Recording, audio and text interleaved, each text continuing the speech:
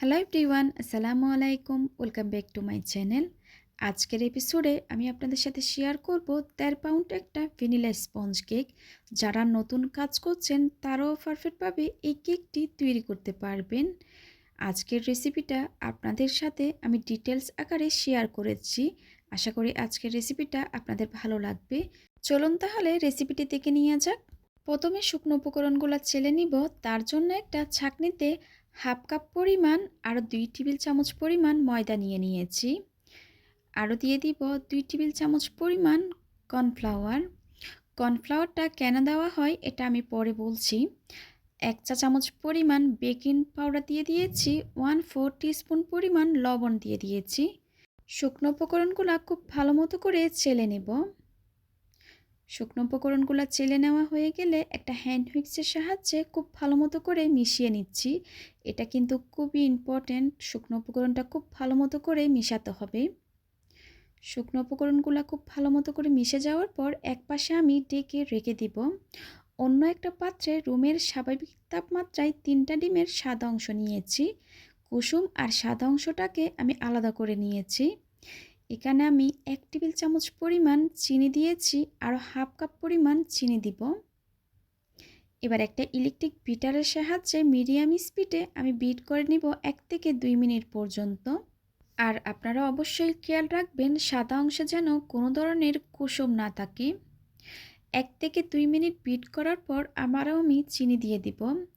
এই half cup চিনিটাকে আমি কিন্তু 2 থেকে 3 বার করে অ্যাড করব। এতে করে চিনিটা খুব ভালো মতো করে মিশে যাবে। আর শুরু থেকে শেষ পর্যন্ত আমি মিডিয়াম স্পিডে দিয়ে বিট করে নিব। আজকের কেকটা আমি ওভেনে দিয়ে বেক করে নেব। আপনারা চাইলে চুলায় দিয়েও বেক করতে পারেন। আমার চ্যানেলে কিন্তু অনেক ধরনের কেকের রেসিপি আছে। চুলায় কিভাবে বেক করবেন চাইলে ওইখান থেকে রেসিপিগুলো দেখে নিতে পারেন। আমি সম্পূর্ণ চিনিটুকু দিয়ে আবারও বিট করে নিচ্ছি 2 থেকে 3 মিনিট পর্যন্ত, বা চিনিটা সম্পূর্ণ গলে যাওয়া পর্যন্ত। বিট করা হয়ে গেলে আমি বিটারটা অফ করে দিব। এবার আমি কুসুমটাকে অ্যাড করে দিচ্ছি।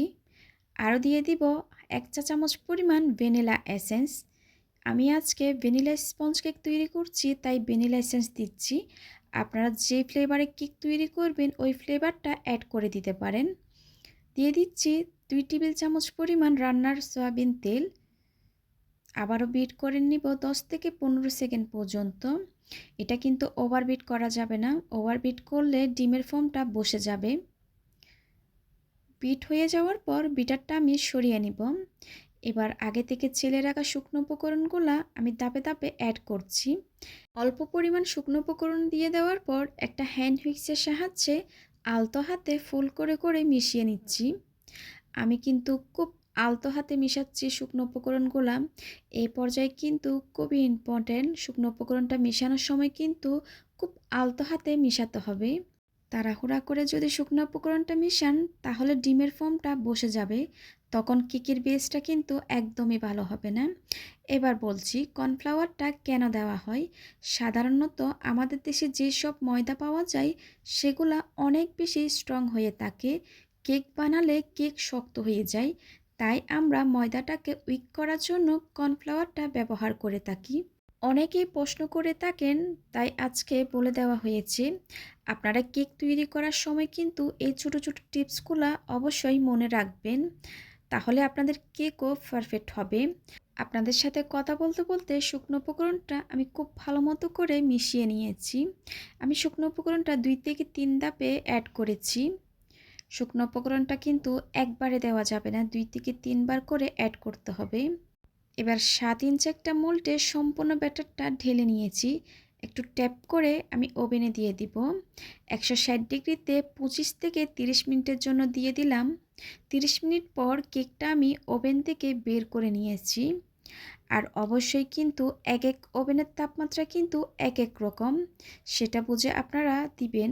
কেকটা যখন পুরোপুরি ঠান্ডা হয়ে গেছে মোল্ড থেকে আমি কেকটা ছাড়িয়ে নিয়েছি। গরম থাকা অবস্থায় কিন্তু বের করতে যাবেন না, এতে করে কিন্তু কেকটা ভেঙে যাওয়ার সম্ভাবনা থাকবে। আর কেকটা কতটা স্পঞ্জি হয়েছে আমি আপনাদেরকে দেখিয়ে দিচ্ছি। একদম তুলার মতো নরম হয়েছে। অনেকে প্রশ্ন করে থাকেন কেকের উপর ভেজা ভেজা ভাব হয়। এটা সাধারণত হয়ে থাকে আপনারা যখন ডিমের ফোমটা করেন খুব ভালো মতো করে বিট করেন না, চিনিটা আস্ত থেকে যায়, তার জন্য কিন্তু কেকের উপরে ভেজা ভেজা ভাবটা হয়। আপনারা ডিমের ফোমটা করার সময় কিন্তু খুব ভালো মতো করে বিট করে নেবেন। এবার কেকটাকে আমি 3টা লেয়ারে স্লাইস করে দেখিয়ে দিচ্ছি। দেখুন কতটা সফট হয়েছে কেকটা। একটা ব্রেড নাইফ দিয়ে আমি কেকটাকে স্লাইস করে নিচ্ছি। আপনারা চাইলে 4টা ভাগে স্লাইস করতে পারেন। আজকের কেক সম্পর্কে আপনাদের যদি কোনো প্রশ্ন থাকে কমেন্ট সেকশনে গিয়ে কমেন্ট করতে পারেন। দেখুন কতটা পারফেক্ট হয়েছে কেকটা। যারা নতুন কাজ করছেন তারাও এই কেকটা খুব সহজে তৈরি করতে পারবেন। আশা করি আজকের রেসিপিটা আপনাদের ভালো লেগেছে। ভালো লাগলে প্লিজ আমার চ্যানেলটা সাবস্ক্রাইব করার জন্য অনুরোধ রইল। আজকের মতো বিদায় নিচ্ছি। সবাই খুব ভালো থাকবেন। সবাই সবার জন্য দোয়া করবেন। আল্লাহ হাফেজ।